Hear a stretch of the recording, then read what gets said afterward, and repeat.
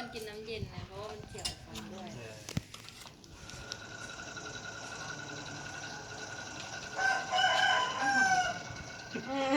พ่อเหรอไปลองบนนั้นมันรู้สึกยังไงบ้างแซ่บ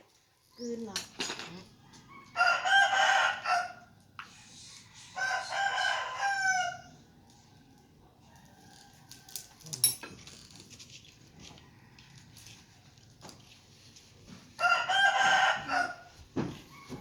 คนก็ออกเยอะบางคนก็ไม่ออกก็มีแต่ว่าไม่ออกหายทุกคนแล้วละหายทุกครั้งเลย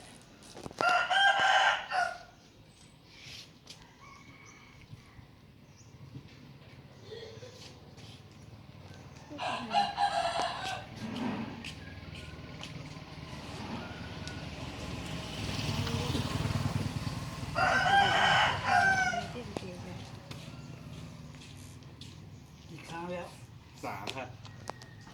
สายเหลือ2เนาะเหลือ2ครบคอร์ส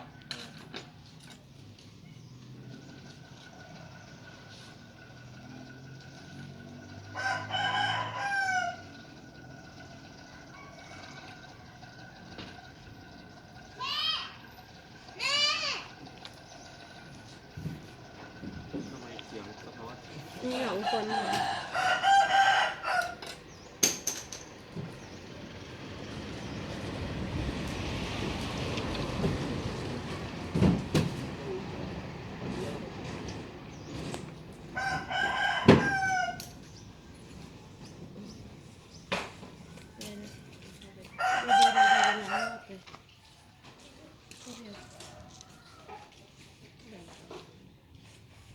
อันนี้ไม่จากข้างในเลยก็10 นาที8 นาที 9 นาทีเกินตัวเห็นดูเลย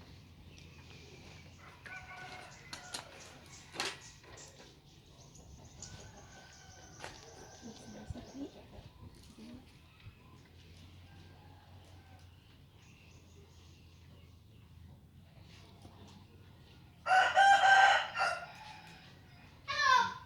พอแล้ว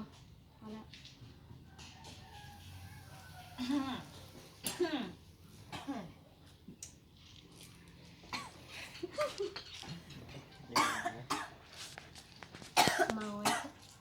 เอาเนี่ย ไม่ต้องกินเลยวะเนี่ย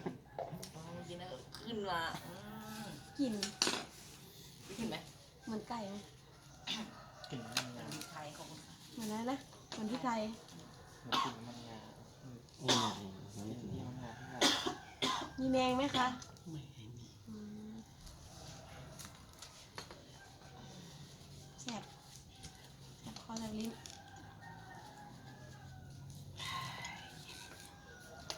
เท่าไหร่นะ7 ครั้ง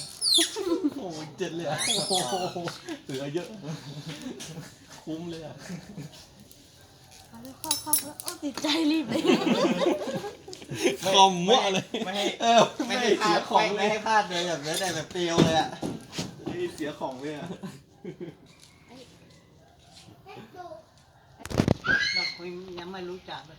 ไม่แต่ว่าลงรู้จักวิญญา เขาบอกต่อกันเลยยังไง ไม่รู้ อืม